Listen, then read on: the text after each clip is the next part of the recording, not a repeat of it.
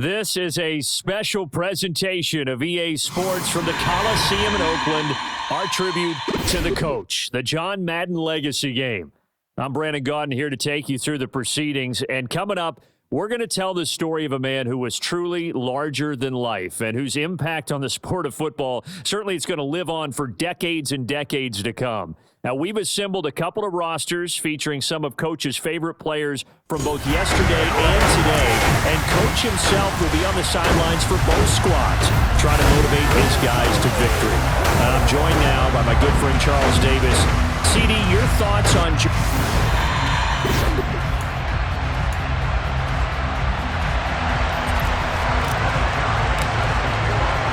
One time for old times. What do you say we play some football as we are underway from Oakland in the John Madden Legacy Game. Here comes Devin Hester bringing it out. And in hindsight, probably should have taken a knee as he only gets this out to the 16-yard line. So it's the NFC stars who will get the ball first. And Charles, as we alluded to, we've got a different era of coach on each sideline. So the man coaching this NFC squad, we'll call him Young John Madden. This is a coach who was trying to establish a foothold in the NFL and on the cusp of doing it very successfully. Yeah, you think back to that period, those early days as the coach of the Raiders, the late 60s in the AFL, and then in the NFL. Trying for Sanders, but this is intercepted. Steve Atwater with a pick, and he is going to score. It's a pick six and an AFC touchdown. So a big defensive play there on the opening drive, no less, as they make the interception and bring it back for the score. And I think that's a signal for how this defense wants to play. They want to be disruptive, and you know they're going to take some chances. Well, sometimes it can burn you, but right there, it paid off. Vinatieri able to tack on the PAT, and it's now a 7-0 game. So they'll get another shot on offense following that pick six, and now the kick is away. Hester to return from his end zone. And he'll be out of bounds across the 25. You see the AFC defense heading back out there.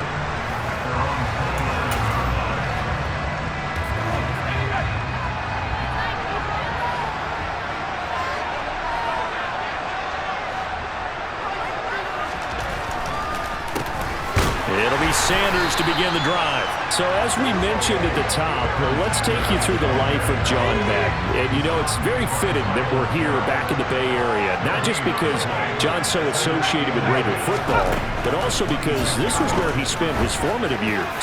Yeah, he grew up over in Daly City with his buddy John Robinson, who has also become an NFL head coach. He played his high school ball at Jefferson High, eventually wound up playing tackle at the University of Oregon, and later Cal Poly San Luis Obispo.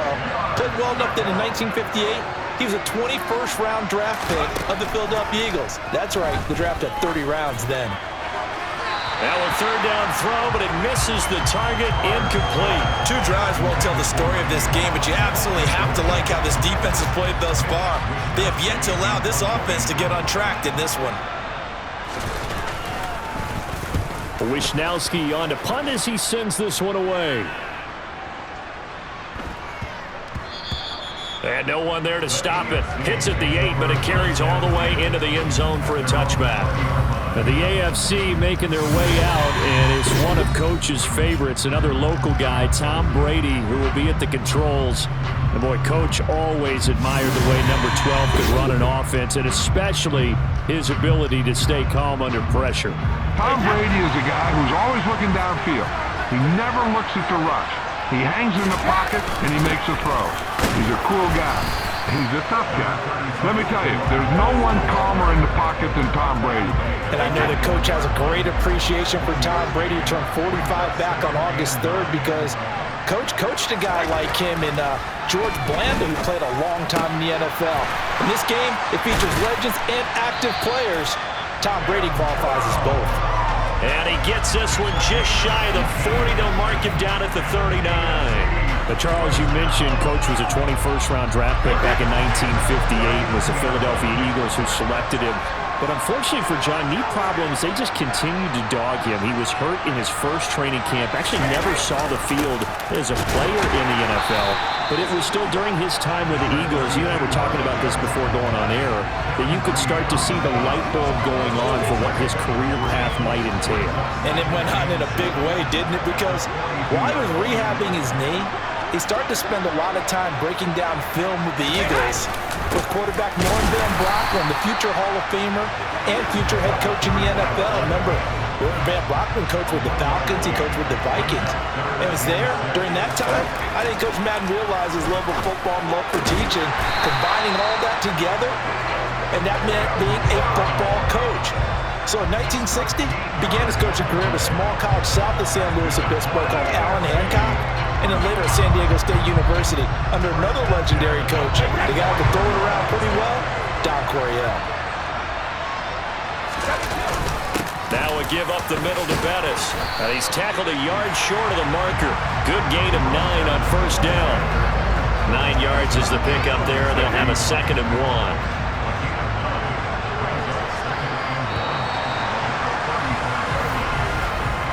1 quarter in the books at the Coliseum. What a day. It's the AFC Stars with the AFC with the football here to begin the second quarter, as they've got it with a 2nd and 1 coming up.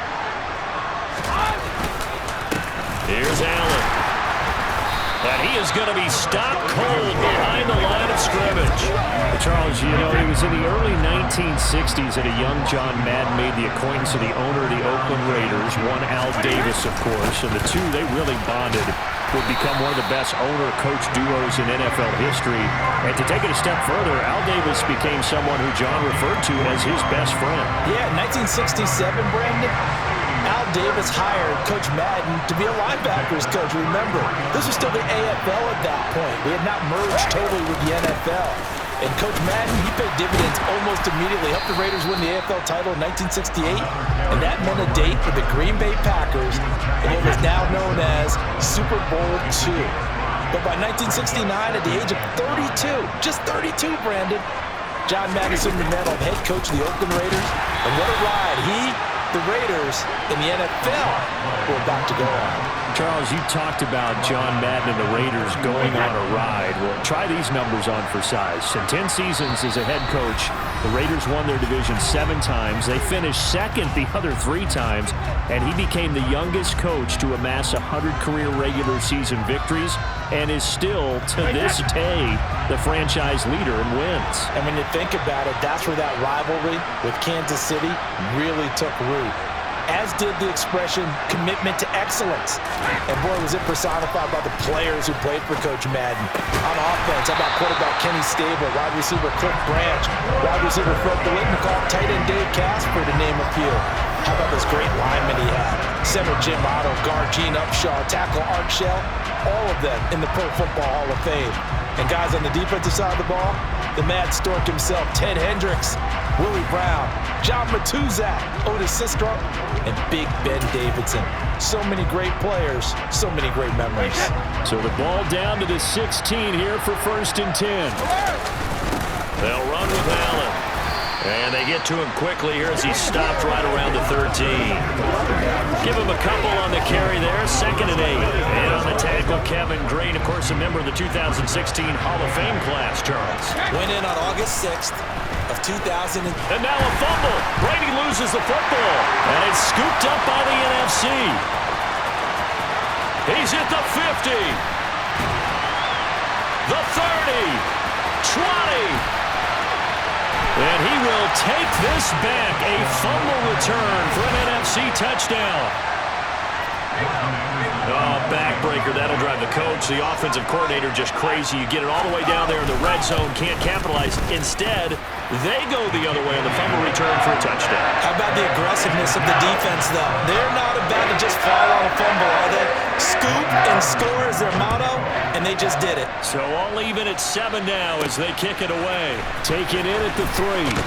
And he'll get it up just past the 20 as his guys will go to work at the 21-yard line. The AFC offense heading back out. You know, Charles, Coach really loved to utilize his tight ends in the passing game. You think about Dave Casper, Hall of Famer for those great Raider teams. And I think he saw a lot of Dave Casper in an all-Madden staple, Tony Gonzalez. Tony Gonzalez is the type of tight end I think everyone's looking for. He's a guy that can make some big... And the defense has it covered. It's intercepted. Picked up by Jalen Ramsey. You can easily see the logic. It's a tie game. They just wanted to press it a little bit right before the half, hoping to get one more score. Now, easy to second-guess the result, but now you have to think after that interception, just a field goal, and they're behind at the break. Yeah, I think at the half, the head coach just says, look, that's on me. I wanted to press it, but it's because I believe in you guys. And he's going to be taken down just shy of the 35.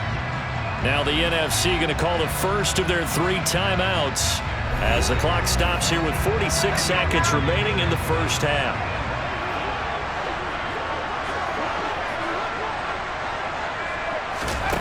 Favre on second down. To the sideline, and wow, what a catch there. He doesn't get a lot, but he was able to get the feet down complete. They'll come to the line, needing only 2 yards to gain the first here. Throwing is Favre. And able to haul it in is Kittle. Now another timeout called for by the offense. So that means they're down to 1 remaining here as we head toward halftime.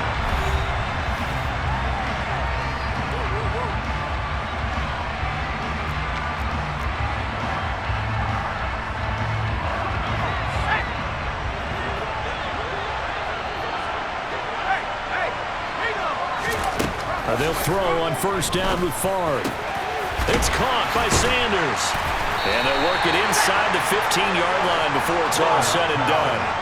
First down now with that clock rolling.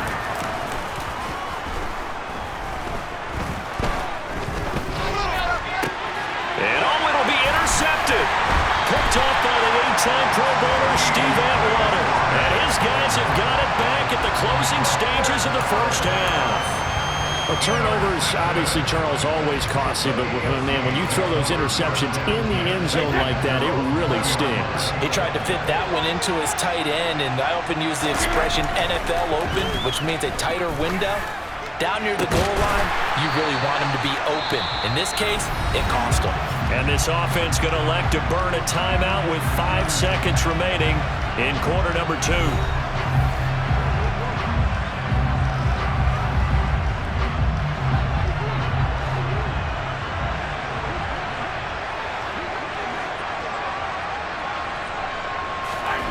Final shot before half for Brady. Well, he tries to force it in, and it's intercepted. Picked off by the Hall of Famer Ronnie Lott. Well, coming up in the second half, we'll run through John's post-coaching triumphs. But for now, we present a very special tribute to the man of the hour, narrated by Trey Mosley.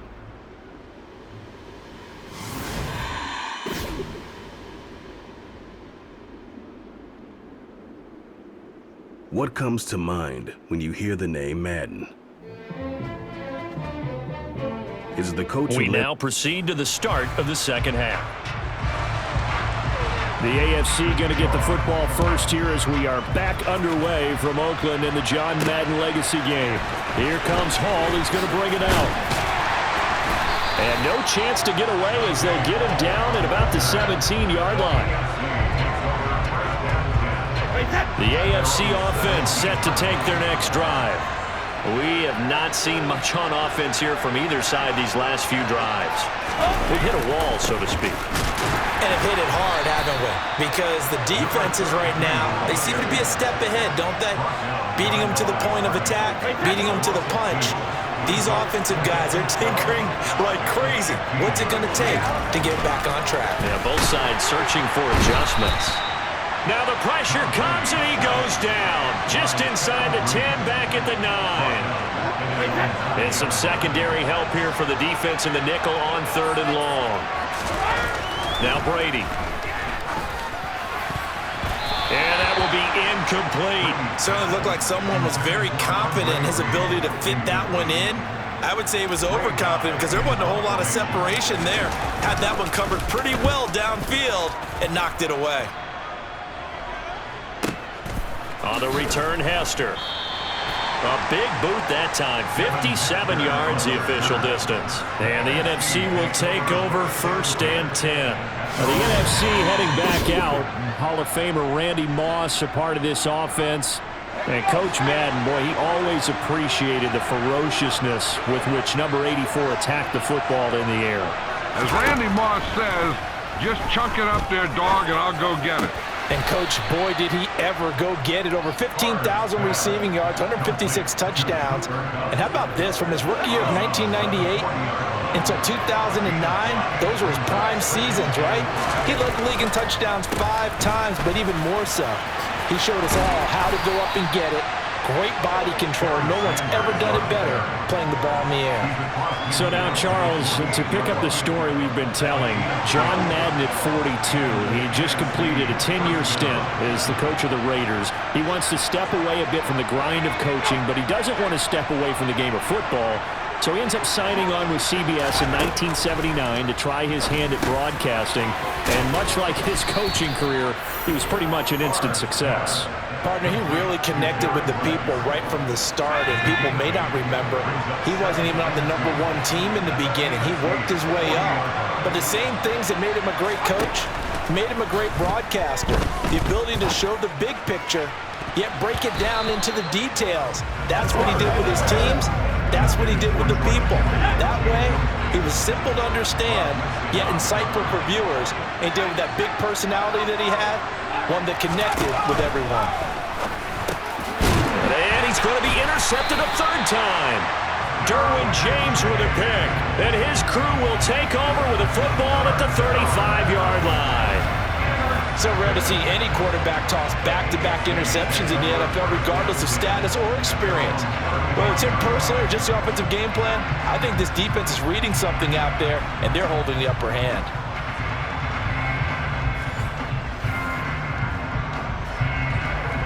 The offense for the AFC set to go now. Their defense has done the job. Now it's the offense's turn as they've got it 1st and 10. So for Coach Madden, Charles, by 1981, his broadcasting career is really taking off. He's elevated to the network's #1 booth that calls all the big matchups. And he gets the plum assignment of calling Super Bowl 16, 49ers and Bengals, and he's teamed up with Pat Summerall. And that pairing ultimately would go on to be one of the most influential in sports broadcasting history. Influential not just in us listening to them. Remember, they went on and called 8 Super Bowls together. And how they put together kind of the template that all of us broadcasters follow now. Sitting down with the head coaches and the quarterbacks and the stars of each team before a ball game to get extra information. And the way that those two paired together, Pat Summerall, short, concise, to the point, and turned it over to Coach Madden to fill in all the big details. 3 quarters have come and gone at the Coliseum in Oakland. All time between the AFC and NFC. Back now here on EA Sports. 7-7 is our score. Pretty even matchup so far as we start quarter number 4.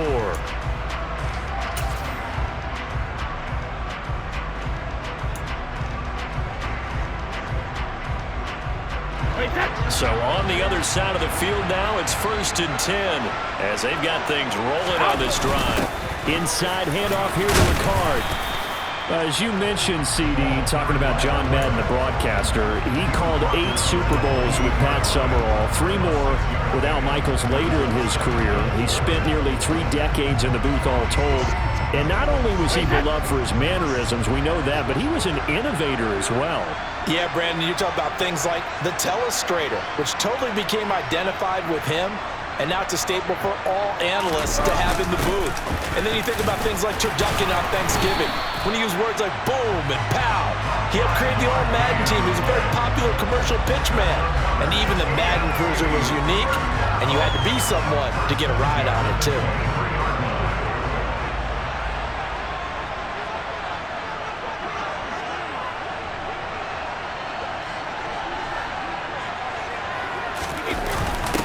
Another carry for the fullback, Ricard. He is taken down at the 21 after a short gain of 2.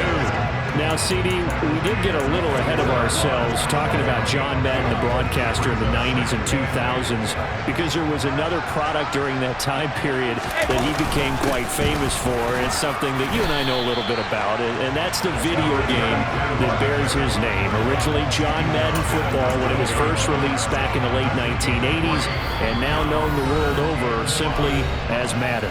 And Coach saw this originally as a way to teach the game of football. The early designs were for a 7-on-7 game, but he said no chance. He would not sign off on it. He wanted to be as realistic as possible. He told them, call me when it's 11-on-11. And he got his wish.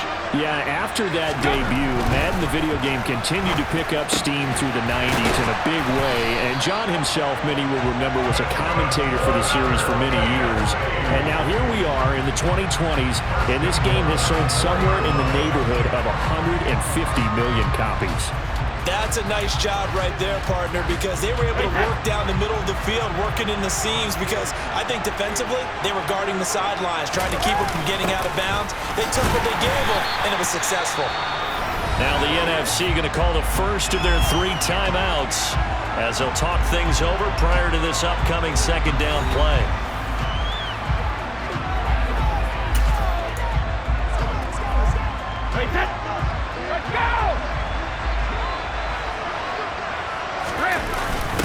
Again, it's Ricard, the fullback, and he tries to power forward, but he will not get back to the line of scrimmage.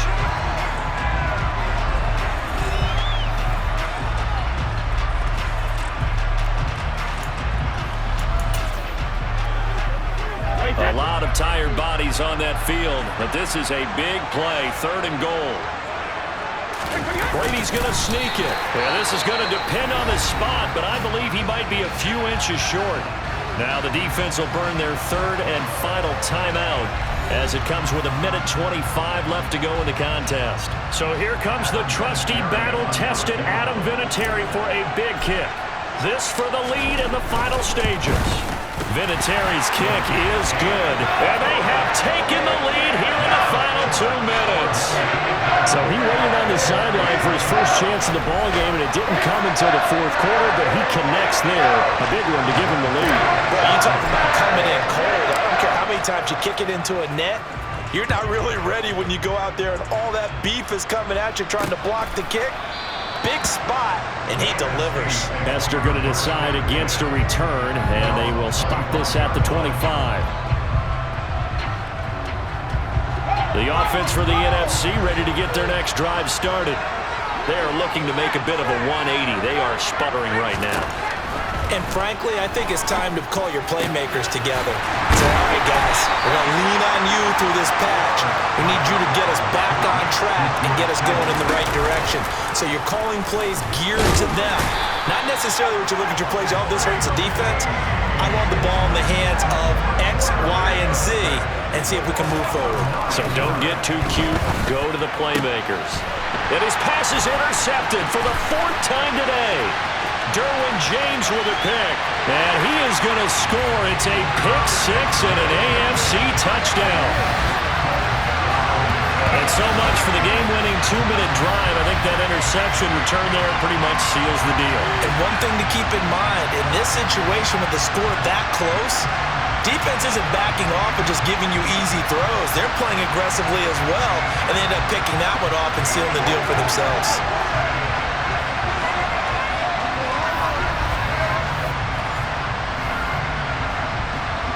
Vinatieri now to tack on the PAT. It's good to make it 17-7. So the defense creating some points, not only getting the interception, but then returning it to the end zone for the pick 6.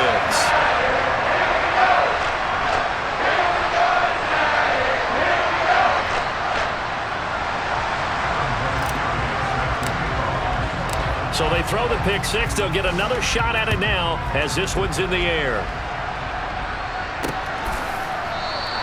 And Hester content to hold on to this one and bring it out to the 25. Ready to begin their next drive here, the NFC offense. They might be thinking this is close to a lost cause here. Got to play it out. What do they need to do? Well, they have a thought process in mind already, but they can't get ahead of themselves. They know that they need to score quickly. Yep, two-score game. Onside kick and get the ball back, and then score again. But they can't worry about the last 2 points. The only thing that matters is scoring quickly. Then they'll take it from there. Favre. And this will be well too low for him to bring in. It's incomplete. Another throw there off the mark, and obviously he's battled all of the interceptions. Things just haven't been true to form for him. I don't know. What do you think's going on out there, CD? That's a great question. There he goes, right side. And he is into the end zone for the touchdown. So they still need a miracle with a clock where it's at, but they get one piece to the puzzle done. Still have hope. Extra point by Anderson, up and good. And now things get a bit more interesting here in this fourth quarter. So with 14 seconds on the clock, they've got to go with the onside kick. And this is going to be recovered by the hands team. And that should just about put a capper on this one. They had to go for it with no timeouts remaining, though, now. This one's as good as over. They gave it an effort. They tried their best, did everything they could to try and get the ball on the onside kick. You're exactly right. They had to try it. It was their only option. And now this game is done. Just take it, kneel, and call it a day. So it's a win here for the AFC on an incredible afternoon of football and remembering the life of John Madden. Before we go, one final message. And for all of us at EA Sports, this one's for you, Coach.